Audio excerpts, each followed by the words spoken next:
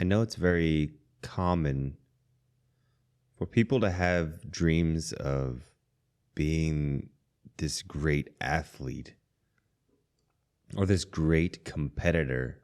And it could be in like a broad sense, like especially boys. Like this is mostly speaking to boys. I don't know if girls have the same way of thinking, or hell, maybe this is just me. But I don't think it is.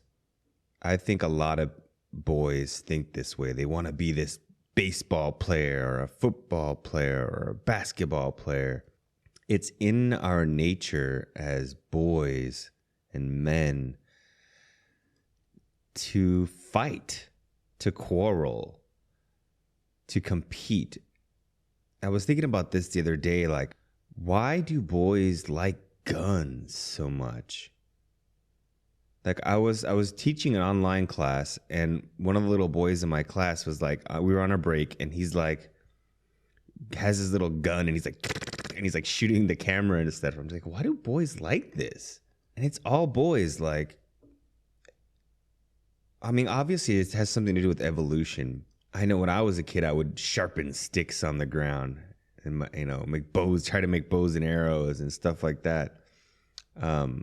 It's definitely got to do something with our evolution, but I think this is what makes a lot of us competitive. A trait you don't really see in many women, which is why I say I think it applies to mostly women, or to mostly men, excuse me. Well, all that being said, I think we can all agree that that's pretty much our number one goal when we're competing, is to slay our opposition. And today I'm here to share a big secret with everyone. Hell, maybe it's not a secret. Maybe all of you know this already, and I just fucked up. Because this is basically something I've learned over my lifetime. I'm almost 40 now, and this is something that today and over the last few years, I'm like, man, this is where I fucked up. And I've always been a fierce competitor, always really hate losing, really wanting to win, et cetera, et cetera. But where I fucked up is I'm thinking about how to win now. Always thinking about how to win now, but never thinking about how to win a year from now. So let me put this another way. I can either win 60% of my games over the rest of my life, or I can lose and win 90% over the next, 20 years, whatever.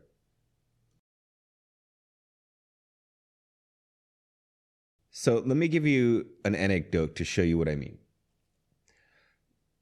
Me and my friends, we would play this game called Towerfall. It's like a party game. In the beginning, I would dominate everybody. And I would just play a real basic strategy and kind of lean on my best moves, etc. And this other guy in our group would experiment. In the beginning, he was experimenting with shit. You see where I'm going with this? So in the short term, yeah, I won. But in the long run, I started to get dominated. And this anecdote is the story of my life in competition. I would always just play for the now. Like I would never go to practice and think about the future. I would always just play games and try to win now. A big part of that is fun. Like I'm just practice and drilling has never been fun for me. Homework, etc. Use whatever word you want. You could use the word lazy. I will accept that word. Not practicing, not drilling. I prefer not to use the word lazy because lazy means like kind of sluggish, tired kind of a person. And if you've ever seen me play, that's not me at all. I think a better way is to be lack of discipline, lack of sacrifice, like sacrificing this boring task, this boring chore for the greater good of my goal. And this is the secret, guys. This is the big secret that I want to share with you today. It's the big mistake that I've made. Guys, you got to practice. If you ever want to make it, you can't just play, guys. You got to, if you ever want to be something, make something of yourself, be great. Now, I know many of you, it's just obvious to you. To me, it wasn't. Like, I thought I could just fucking play, all day long and get good. You can't. You can't. You have to experiment with stuff. You have to branch out and get good at stuff and polish stuff, isolate mechanics and techniques. And here is the biggest reason why you should be practicing and drilling. This is like the other biggest reason why. If you only play and you don't drill and practice and isolate certain techniques and mechanics of your game, whether it be shooting the basketball elbow in or flop C betting in poker, or check raising, when to check raise, etc. in poker, or your knuckleball in baseball, whatever this certain mechanic you're trying to isolate and get better at, if you don't do that and you just play and kind of work on them in game and just think you're going to get better through playing, what's going to happen is you're going to develop bad habits. And once that happens, oh my God, you're kind of fucked. You're kind of fucked. It's so hard to break bad habits. I don't think people realize it might be impossible. It literally might be impossible for some people to break bad habits. So if you're a basketball player and you think ball is life and you're just going to play 24 hours a day, 7 days a week and not really seek out a quality coach, guys, this should be your number one priority as a player, is seeking out a quality coach. This is my other biggest mistake. I have just been a horrible learner throughout the years, and I don't want to see people make the same mistake that I make. So I'm here to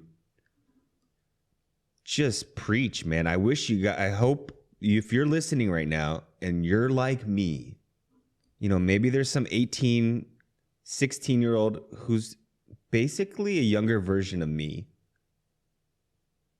and just likes to play and has these dreams and aspirations of being this great competitor. This should be your number one priority. Seek out a quality coach. Now, what are signs of a quality coach?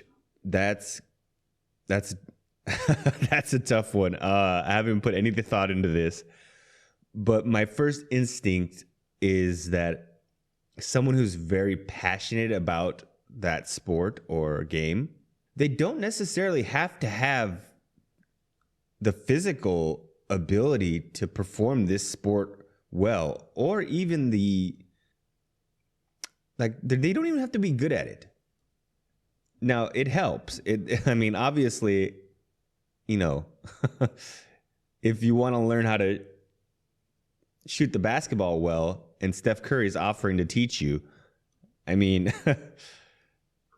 but I think the most important thing is that they're passionate about it and enthusiastic, because if they are, they've put in the work and they've done the research, and they're probably thinking very clearly and going to give you very thoughtful, clear, well thought out, well analyzed advice, well researched. And I think that's the most important part here, is the math behind it, that the techniques and strategies that they're showing you have the math backing it. The math being time-tested techniques that have proven to be optimal. And To go on a small tangent here, just to kind of help you choose a coach, a lecture I often give is separating athleticism from skill in sports and the importance of that. Now, why is this important? Well, if you follow the channel, you've heard me preach this before, but it's worth repeating. It's very important to separate skill from athleticism and identify which successes are coming from skill and which successes are coming from athleticism. Because teaching you athleticism is not only going to take you so far and is not really something that's just kind of on you.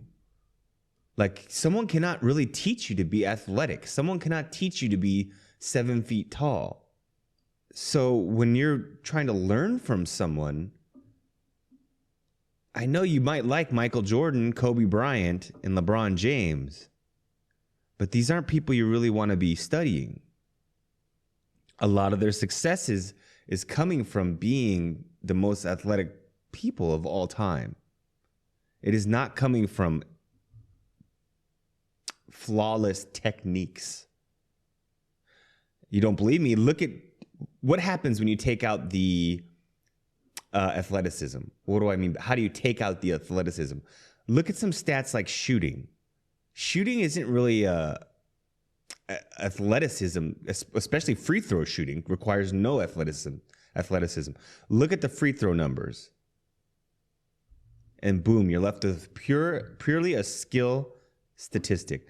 Now you can get separate the skill from the athleticism. And now by looking at, I mean, this is just one metric, but in looking at these numbers, you can know who to learn from and who to study. Now this, you can extrapolate from this and apply this concept to finding a coach. Find a coach who has had successes despite disadvantages. This is a big, not red flag, but a green flag, a big green flag saying like, hey man, this guy's at a big disadvantage, but he still found a way. Now that's about as far as my help can go when it comes to finding a coach, because I never really seeked out one. So, I mean, in a 13-minute podcast here, that's about the extent. I'm just here to send the warning, like, guys, find a coach and practice. Think about winning in the future, not today. Do you want to win, like I said earlier, 60% over your lifetime by just, playing? Or do you want to win like 90% over the next, 19 years instead of 20? So it might mean losing a little bit now. It might actually mean that in some games, or I'll give another example of this before we go. I was playing Overwatch 2 just came out. And I was playing. And my friend's like, oh, yeah, it's your first time playing. Just get good with one hero. And, you'll have a good time. You'll get good with one hero first. And I actually used to agree with that philosophy. If you do that, you can be competitive right away. I'll start winning. Maybe I'm kind of just naturally good. I've been playing all the kinds of games like this, so I'll probably win 60% of my games by doing that. But recently, I've grown past that and taken thought about the future. I've been 2 steps ahead. Why don't I learn all the heroes, lose 90% now, just practice, not even consider it like a real game, just practice, learn all of the heroes, and then win 90% later instead of being stuck at 60. If I don't learn all the heroes, I'm going to be stuck at 60, maybe get up to, play the same legend, the same hero all the time. Maybe I start off, I can win at 60% clip. Then I go up to 65 and then I'm stuck there forever. But if I lose a little bit now, I can win 90% forever. And without getting too much into game mechanics of this specific game, like if I learn all of them, I know what I'm up against. I have more options at my disposal. I have it's going to get into game theory, but like a more complex game tree is actually a good thing if I know how to use it. So having more options at my disposal is basically what I'm trying to say, which can be a good thing if you know how to use them. Anyways, guys, if you're a young guy and you have this dream of being this great champion, this is a golden nugget of wisdom for you. You have to do your chores. You have to suffer and sacrifice and practice and do drills. It's the equivalent of washing dishes for me. Like, I hated it. It was so mundane and boring, and I didn't like it, and I never did it. And because of that, I came up short.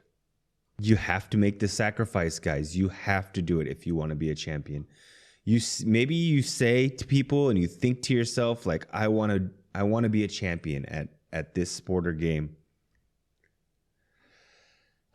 It's like that guy that says, go to the fucking gym. Go to the fucking gym. Or like Shia LaBeouf going, just do it. You have to do it. You have to do it if you want to be a champion. You absolutely have to do it. Just fucking do it.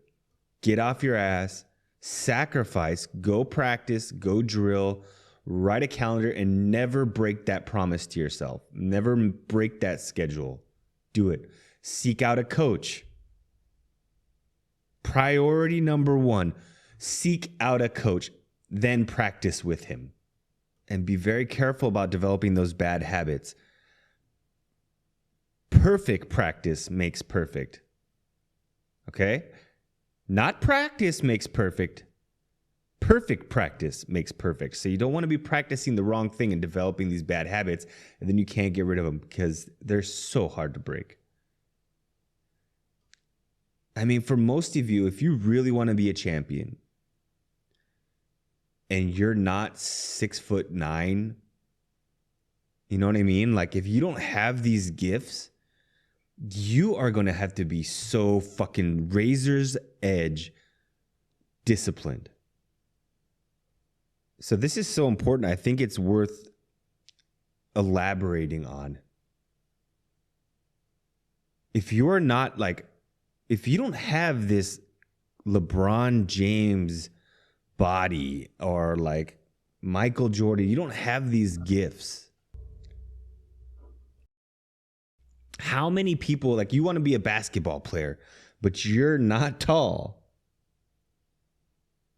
You're at a bit of a disadvantage. And if you want to make it, I mean, here's the secret here. I'm about to share with you the secret. You have to be like army discipline.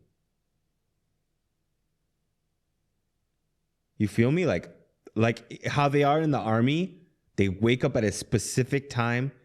They do all these little detailed things. That's how you're going to have to be. You can't have any dirt in the cracks. You're going to have to be there with a toothbrush cleaning dirt out of the cracks, metaphorically speaking. Stoic. Like, it's going to be hard work. It's going to be a lot of shit you don't want to do. This is why I failed. All that shit I don't want to do, I didn't do, and I failed. And there's, I'd say like 99% of people who try fail. And this is why. This is the secret, guys. This is the secret. It's not what you want to hear. I mean, it's not what you want to hear. This is the secret, though, is that you have to have this army-like discipline. It sucks waking up early. It's suffering. And this is what I said. If you want to be a champion, you have to suffer. You have to do shit you don't want to do. And you're going to have to accept that and put your head down and just grind. I'm not here to keep you motivated. I have no experience about that. I didn't get that far. I'm just trying to drill into your head that this is the secret. This is the light. I am showing you the light right now. Like, how many people know the answer? I am giving you the answer right now. How can you be a champion? I mean, this is a question you're going to ask yourself throughout your career as this is your dream to be a champion. You're going to ask yourself, like, when you fail, you're going to be like, damn, how can I do this? I want it so bad. How can I do this? This is the answer on a silver fucking platter for you. The answer is there is no shortcuts. Hard fucking work. Sacrifice. Doing shit you don't want to do. Drills. Practice. Study. Basically everything you don't want to do is what you need to do. Here it is on a silver fucking platter. And here's the key. There's going to be times where you know this, you know that this is what you have to do, everything you don't want to do, and you're going to try to find ways out of it. You know what I'm saying? You're going to be like, oh, well, I'll just do the fun ones, the ones that I don't hate. No. Do the ones you hate the most. This is like some David Goggins shit, right? But coming from a fucking Cheeto-fingered fat failure guy right here. Neckbeard at the moment. But yeah, there's going to be times where you're going to want to take a shortcut. You're going to be like, I'm just going to do the fun one. I'll study. I'll do my homework and I'll study and I'll practice. But I'm just going to do the fun one. So an example of that, say you're a video game player. You're like, okay, I should practice tonight and not play, right? Okay, I'm just gonna, I don't really feel like playing. I don't feel like practicing tonight. I'm just gonna watch a YouTube video on it. That counts, and it does count.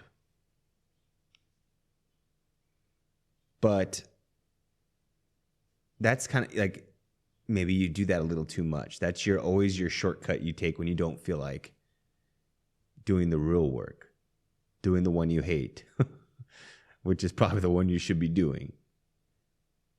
I know this has been my personal failures in study and practice and drilling, is that I would, even when I know I should be doing those things, and I'm like, okay, I'm just gonna practice tonight. I know I need this. I'm just gonna practice or drill or study.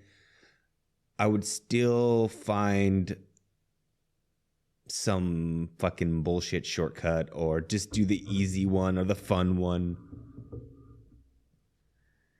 So this is the other demon that's gonna kind of pull at your discipline. Even when you're like, okay, I'm being an army soldier, like he said, and I'm studying and drilling, but you're doing the easy one, the one you kind of like, you're still taking shortcuts. You're not doing it right. Okay, well, I hope this lit a fire under your ass, and I hope you remember this, because this really is the secret, is that just hard work. And, you know, we've heard that a lot from like people like Kobe. Oh, he's always in the gym, but we didn't quite. I just want to kind of elaborate on what exactly that means. Like, we all know that hard work is the key to success. And I think I'm kind of spelling that out for you guys here in this podcast. Good luck.